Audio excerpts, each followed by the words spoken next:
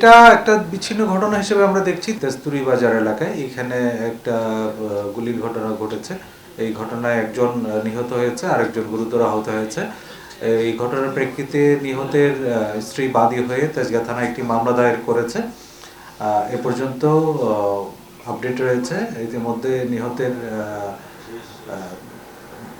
মৃতদেহ Dhaka medical college হাসপাতালে রয়েছে ময়নাতদন্তের জন্য। আমরা এই ঘটনায় যারা জড়িত তাদেরকে শনাক্ত করার জন্য কাজ করছি। এটা তদন্তাধীন রয়েছে। ধন্যবাদ সবাই। এটা একটা বিচ্ছিন্ন ঘটনা হিসেবে আমরা দেখছি। তারপরেও এই ঘটনার পিছনে অন্য কোনো কারণ জড়িত আছে কিনা বা কারা জড়িত তাদেরকে আইনের আওতায় নিয়ে আসার জন্য আমরা কাজ করছি। ধন্যবাদ। আমরা ঘটনাস্থলে সিসিটিভি ফুটেজ সংগ্রহ করেছি, সেটা বিশ্লেষণ করেছি এবং ঘটনায় যারা জড়িত সম্ভাব্য তাদেরকে সিসিটিভি ফুটেজ বিশ্লেষণ এবং গোয়েন্দা তথ্যের ভিত্তিতে শনাক্ত করার জন্য চেষ্টা চালিয়ে যাচ্ছে। শিয়া বাটার ও ভিটামিনে সমৃদ্ধ লিলি বিউটি সোপ, তারুণ্যময় উজ্জ্বল ত্বকের জন্য। রিমার্ক,